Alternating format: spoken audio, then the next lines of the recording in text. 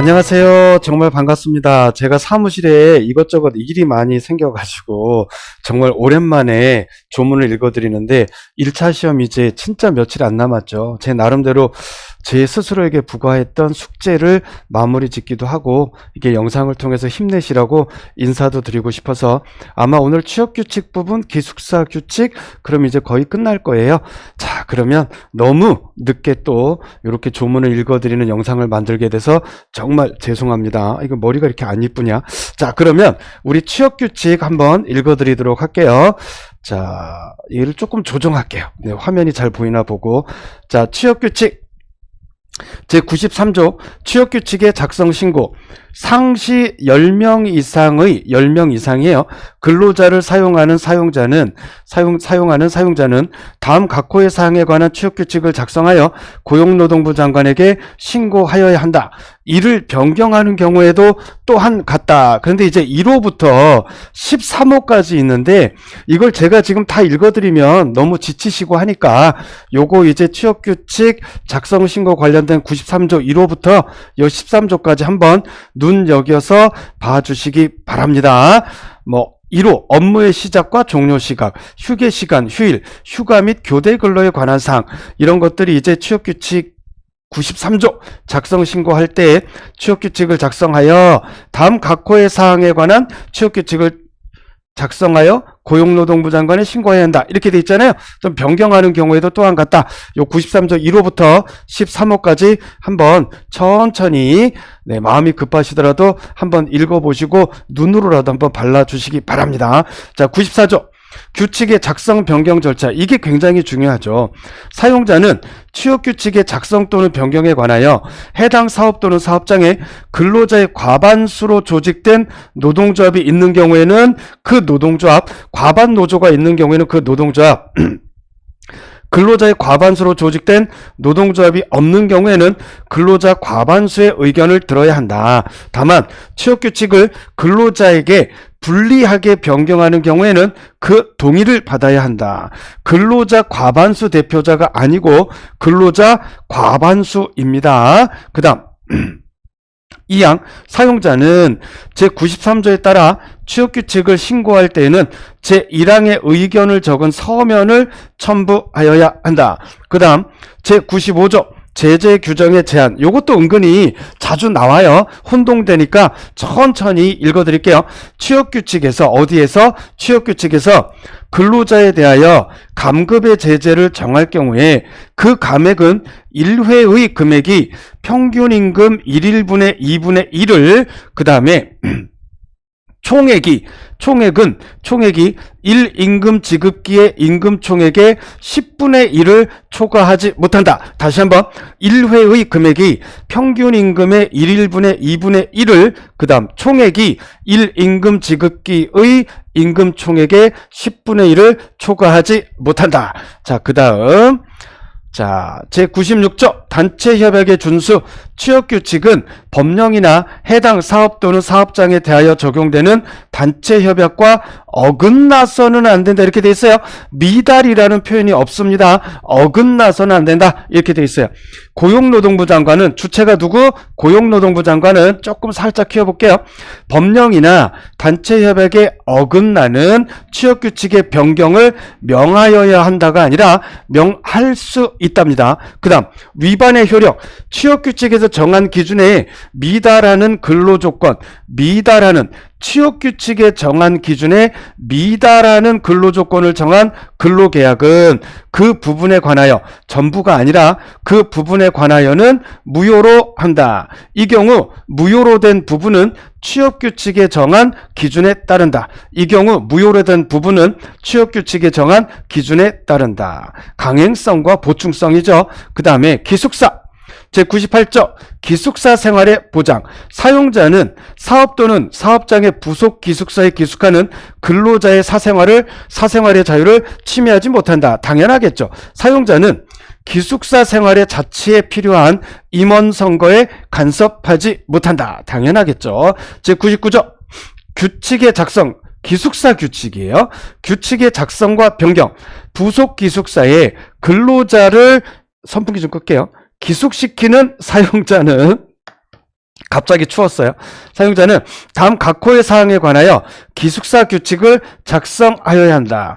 1호 기상, 취침, 외출과 외박에 관한 사항, 그 다음에 5호 건설물과 설비의 관리에 관한 사항, 그 다음에 6호 그 밖에 기숙사에 기숙하는 근로자 전체에 적용될 사항, 뭐 이런 것들이 있어요. 1호부터 6호까지 한번 쭉 읽어보시기 바랍니다. 그 다음 사용자는 제1항에 따른 규칙의 작성 또는 변경에 관하여 기숙사에 기숙하는 근로자의 과반수를 대표하는 자의 동의를 받아야 한다. 기숙사에 기숙하는 이에요. 전체 근로자가 아닙니다. 기숙사에 기숙하는 근로자의 과반수를 대표하는 자의 동의를 받아야 한다. 사용자와 기숙사에 기숙하는 근로자는 기숙사 규칙을 지켜야 한다. 그 다음 제100조 부속 기숙사의 설치 운영 기준. 사용자는 부속 기숙사를 설치 운영할 때 다음 각호의 사항에 관하여 대통령령으로 정하는 기준을 충족하도록 하여야 한다. 1호 기숙사의 구조와 설비, 그 다음 기숙사의 설치 장소, 기숙사의 주거 환경, 기숙사의 면적, 그리고 그 밖에 근로자의 안전하고 쾌적한 주거를 위하여 필요한 사항. 그 다음 제100조의 2 부속 기숙사의 유지 관리 의무. 사용자는 제100조에 따라 설치한 부속 기숙사에 대하여 근로자의 건강 유지, 사생활의 보호 등을 위한 조치를 할 수 있다가 아니고 하여야 한다 입니다. 그 다음에 제11장 근로감독관 등 시험에 잘 나오죠. 빈출 파트입니다. 제101조 감독기관 근로조건의 기준을 확보하기 위하여 고용노동부와 그 소속기관에 근로감독관을 둔다. 근로감독관의 자격, 임면, 직무 배치에 관한 사항은 대통령령입니다. 대통령령으로 정한다. 그 다음 근로감독관의 권한. 근로감독관은 사업장, 기숙사, 그리고 그 밖에 부속 건물을 현장 조사하고 장부와 서류의 제출을 요구할 수 있으며 사용자와 근로자에 대하여 신문할 수 있다. 권한이 크죠. 그 다음 2항 의사인 근로감독관이나 근로감독관의 위촉을 받은 의사는 취업을 금지하여야 할 질병에 걸릴 의심이 있는 근로자에 대하여 검진할 수 있다. 취업을 금지하여야 할 질병에 걸릴 의심이 있는 근로자에 대하여 검진할 수 있다. 그 다음 제3항 제1항 및 제2항의 경우에 근로감독관이나 그 위촉을 받은 의사는 그 신분증명서와 고용노동부 장관의 현장조사 또는 검진 지령서를 제시하여야 한다. 제3항의 현장조사 또는 검진 지령서에는 그 일시, 장소 및 범위를 분명하게 적어야 한다. 자, 그 다음 제5항 근로감독관은 이 법이나 그 밖의 노동관계 법령 위반의 죄에 관하여 사법경찰관리의 직무를 행할 자와 그 직무 범위에 관한 법률에서 정하는 바에 따라 사법경찰관의 직무를 수행한다. 그래서 이제 우리 다들 노무사님 되시잖아요.